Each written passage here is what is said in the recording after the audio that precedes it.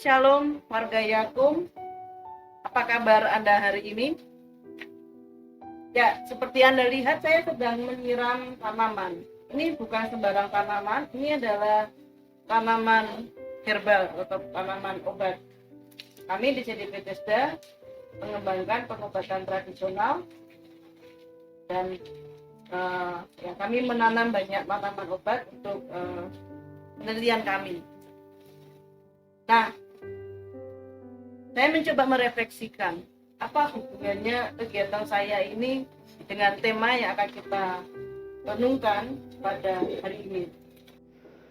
Sebelum kita merenungkan firman Tuhan, mari kita berdoa.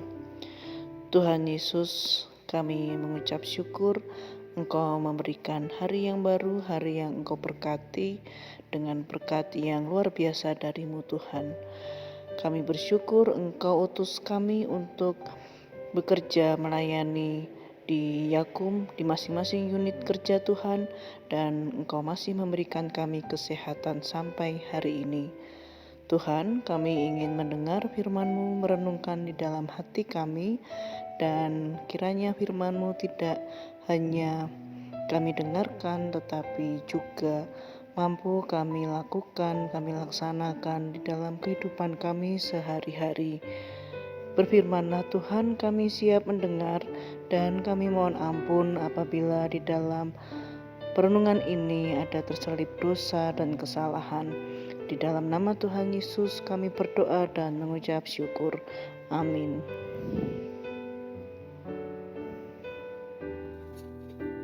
Tanaman obat mempunyai khasiat, mempunyai manfaat, mempunyai tugas, atau dia punya kewajiban. Dia diciptakan oleh Tuhan dengan punya kewajiban, yaitu memberikan manfaat, pengobatan, atau mendukung kesehatan makhluk hidup yang lain, termasuk manusia, khususnya manusia.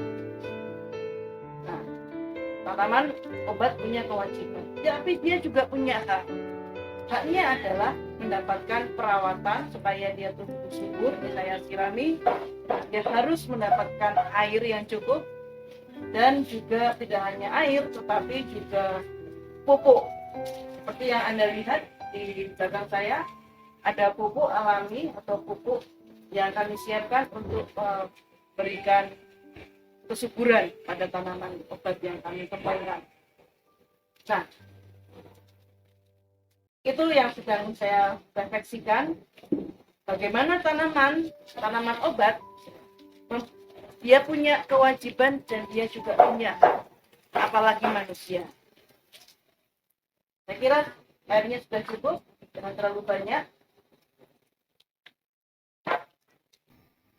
Ya, tanaman obat saja tahu apa yang menjadi tugas dan kewajibannya sebagai tanaman obat, dan dia juga mendapatkan haknya. Itu tadi ya, yang disirami dan diberi pupuk. Nah, apalagi kita manusia, di mana kita adalah makhluk ciptaan Tuhan yang paling banyak diberi akal, paling banyak diberi kapasitas, kemampuan, dan yang paling sempurna. Tentunya kita harus lebih tahu apa tugas kita sebagai manusia dan kewajiban kita, dan juga kita paham di mana kita mendapatkan hak.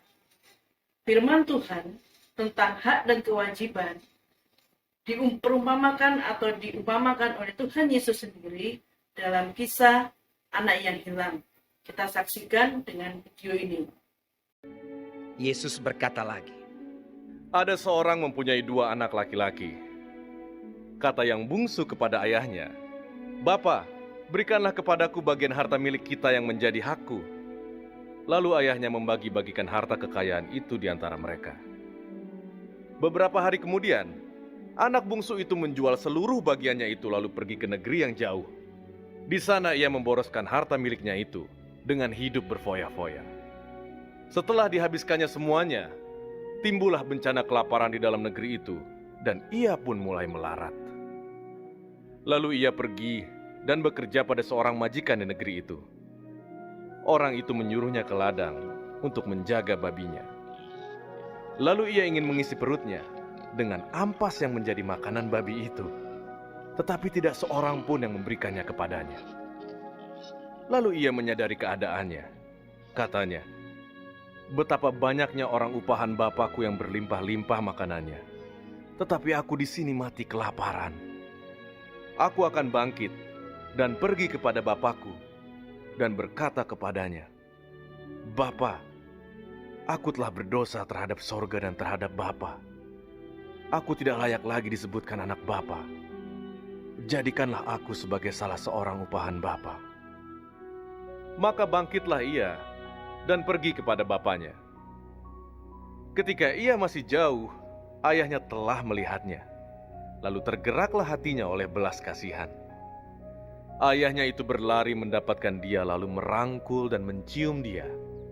Kata anak itu kepadanya, Bapa, aku telah berdosa terhadap sorga dan terhadap Bapa. Aku tidak layak lagi disebutkan anak Bapa. Tetapi ayah itu berkata kepada hamba-hambanya, lekaslah bawa kemari jubah yang terbaik, pakaikanlah itu kepadanya, dan kenakanlah cincin pada jarinya, dan sepatu pada kakinya. Dan ambillah anak lembu tambun itu, sembelihlah dia, dan marilah kita makan dan bersuka cita. Sebab anakku ini telah mati dan menjadi hidup kembali. Ia telah hilang dan didapat kembali. Maka mulailah mereka bersukaria. Tetapi anaknya yang sulung berada di ladang. Dan ketika ia pulang dan dekat ke rumah, ia mendengar bunyi seruling dan nyanyi tari-tarian. Lalu ia memanggil salah seorang hamba dan bertanya kepadanya, apa arti semuanya itu? Jawab hamba itu, adikmu telah kembali, dan ayahmu telah menyembelih anak lembu tambun, karena ia mendapatnya kembali dengan sehat. Maka marahlah anak sulung itu, dan ia tidak mau masuk. Lalu ayahnya keluar dan berbicara dengan dia. Tetapi ia menjawab ayahnya, katanya, telah bertahun-tahun aku melayani Bapa, dan belum pernah aku melanggar perintah Bapa.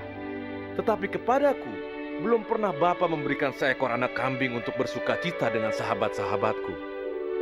Tetapi baru saja datang anak Bapa yang telah memboroskan harta kekayaan Bapa bersama-sama dengan pelacur-pelacur, maka Bapa menyembelih anak lembu tambun itu untuk dia.